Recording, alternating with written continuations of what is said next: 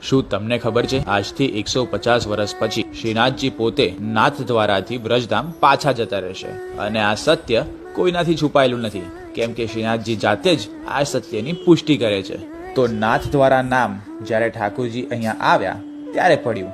આ પહેલા આ ગામનું નામ સિંહાડ હતું। જ્યારે ઔરંગઝેબનો હુમલો થયો ત્યારે મથુરા, વૃંદાવન અને ગિરિરાજજીથી થઈને ઠાકોરજી અહીંયા આવ્યા। રસ્તામાં બહુ ગામ આવ્યા, પણ કોઈ પણ રાજાએ એમને શરણ ના આપી। એનું કારણ હતું એ બધા જ ઔરંગઝેબના શરણાગતિમાં હતા, પણ મેવાડ ક્યારેય કોઈનું ગુલામ નથી રહ્યું। અહીંયા પહોંચતા પહોંચતા રથનું પૈડું કીચડમાં અટકી ગયું। લાખ મહેનત કરવા છતાં પૈડું ટસથી મસ ના થયું। હવે ઠાકોરજી જોડે વ્રજવાસી દામોદરજી અને ગંગાબાઈ આવ્યા હતા।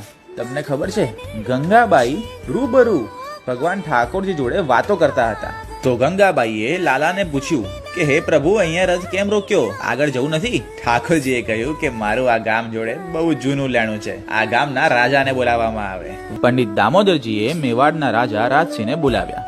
જે રીતે ગંગાબાઈ ઠાકોરજી જોડે વાતો કરતા હતા, એવી જ રીતે રાજા રાજસિંહ પણ એકલિંગજી મહારાજ જોડે વાતો કરી શકતા હતા। ગંગાબાઈએ રાજાને કહ્યું કે અમે વ્રજથી અહીંયા આવ્યા છીએ અને ઠાકોરજીની ઈચ્છા છે કે અહીંયા જ રોકાઈ જાય, શું તમે એમને શરણ આપીને મંદિર બનાવશો? રાજા રાજસિંહ તો ખુશ થઈ ગયા, પણ સિંહાદના નાથ અને એમના ગુરુ એકલિંગજીને પૂછ્યા વગર નિર્ણય કેવી રીતે લેવો?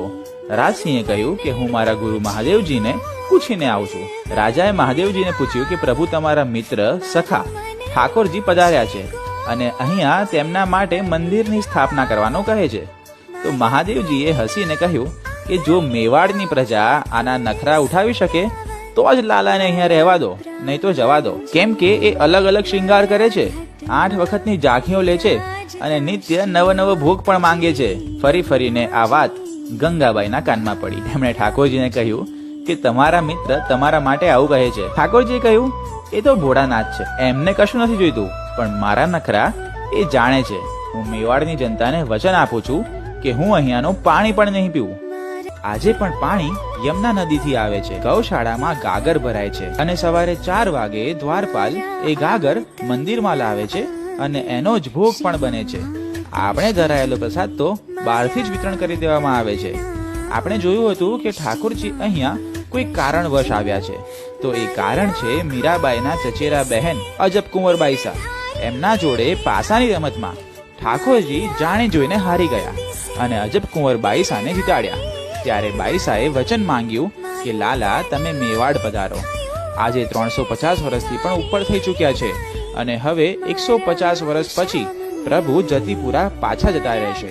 આજે પણ નાથદ્વારામાં ગેટ નંબર 2 ની પાછળ એક રથ મૂકેલો છે, કાચમાં બંધ છે અને સુરક્ષિત રીતે છે, પણ જ્યારે સવારે પૂજારી કચરો સાફ કરે છે તો આજે પણ ત્યાં યમુના નદીની માટી લાગેલી જ હોય છે। એટલે કે રોજ મંગળાથી લઈને શયન સુધી ઠાકોરજી નાથદ્વારામાં વિરાજે છે, પણ વિરાજ્યા પછી એ 7 વર્ષના લાલાને માતાની યાદ આવે છે। જતીપુરા જાય છે, માતાને મળે છે અને મળ્યા પછી નિધિવનમાં રાસલીલા કરીને પાછા પણ આવી જાય છે। ઔરંગઝેબ તો એક બહાનું હતું, સાચું કારણ અજબ કુંવર બાઈસાનું વચન હતું।